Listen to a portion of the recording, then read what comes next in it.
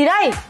Anh nông dân lại đến à? Đừng bảo tao sốt nhá. Không, lần này còn sốc hơn cả anh nông dân đến chị ạ. Chuyện gì? Em nói chị đừng sốc nhá, chị hứa đi. Tao hứa. Chuyện ở bên WQ, em vừa nghe được thông tin sắp có một cầu thủ chuyện. Tao tưởng tin gì, mày biết hơi muộn đấy. Ô, thế là tiếng lành đồn xa à chị?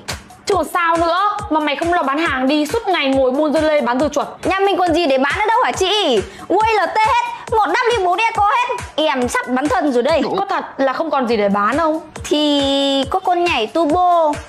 Tuy nó ngon nhưng mà em không biết nhảy.